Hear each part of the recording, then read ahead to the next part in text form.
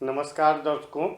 हम अपने पिछले एपिसोड में आपको भूमि कैसी हो और कैसी ज़मीन जगह खरीदना चाहिए, इसके संग अन्य भी बातें बतलाएं।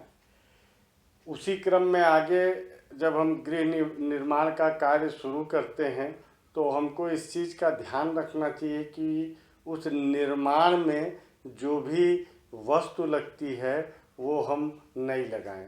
जैसे ईंट हुआ, लोहा हुआ, पत्थर हुआ, लकड़ी हुई, तो इन सब ये पुराने लेके लगाना नए मकान के लिए अच्छा नहीं होता है। थोड़ा विलम्ब से काम हो, देर से हो, लेकिन सारी चीज़ें जो हैं नए उपयोग के हैं।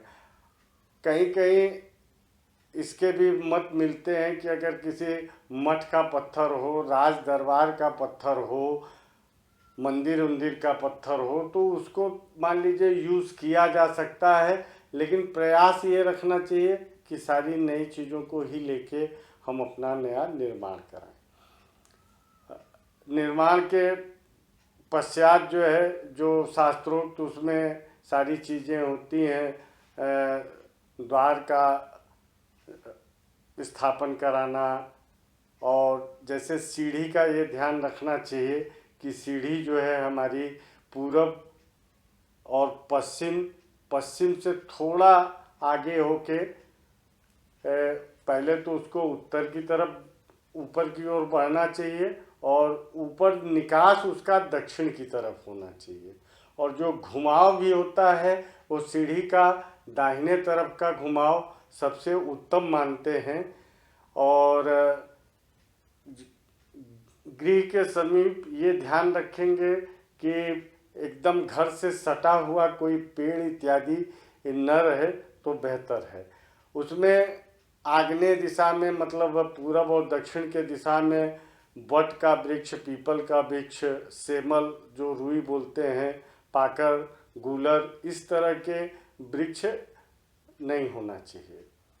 और घर के अंदर हिस्से में कैंपस या जो बागवानी के लिए आप स्थान बनाते हैं उसमें भी ये ध्यान रखें कि बेर का पेड़, केला, अनार, पीपल, नींबू, ये घर के कैंपस चार दीवारी के अंदर नहीं होना चाहिए। इसके रखने से स्वास्थ्य भी प्रतिकूल रहता है। इसके अलावा आर्थिक क्षति, घटना, दुर्घटना, इसकी भी संभावना होती है।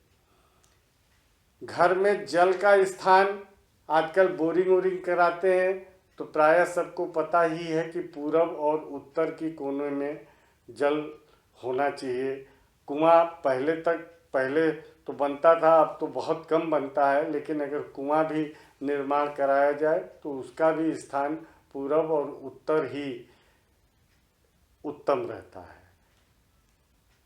आजकल ऊपर टंकी रखने का, जल स्टोर करने के लिए पानी का टंकी रखते हैं, तो उसके लिए दोनों स्थान उपयुक्त है।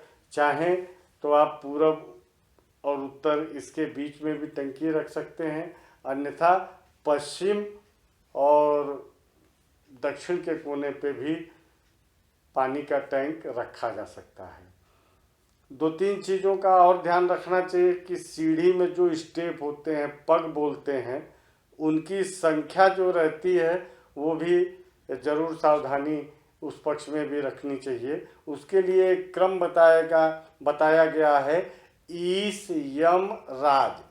तो जहाँ से सीढ़ी शुरू होगी वहाँ से ईश, दूसरी सीढ़ी यम और तीसरी सीढ़ी राज। ऊपर जाके जो सीढ़ी खत्म होती है उसमें यम पे जाके न खत्म हो, ईश पे भी खत्म हो सकती है, राज पे भी खत्म हो सकती है।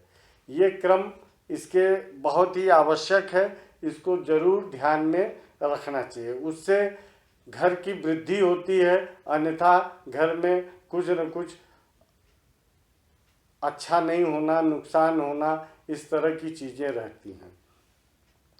संयुक्त परिवार में 2 भाई, 4 भाई कभी कभी एक ही जगह पे अलग अलग मकान बनवाते हैं, लेकिन एक दूसरे के मकान से एकदम जुड़ जाते हैं। कहने का अर्थ कि एक दीवार के एक तरफ दूसरे का हिस्सा और एक दीवार के दूसरी तरफ पहले का हिस्सा, ऐसा मतलब दो मकान एक में जुड़े कतई नहीं रहने चाहिए जिनकी दीवार एक हो।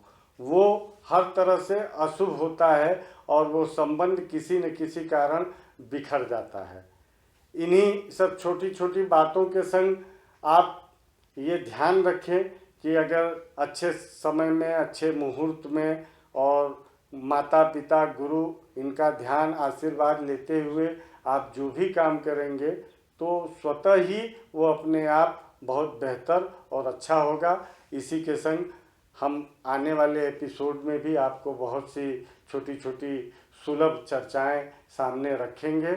जय विश्वनाथ।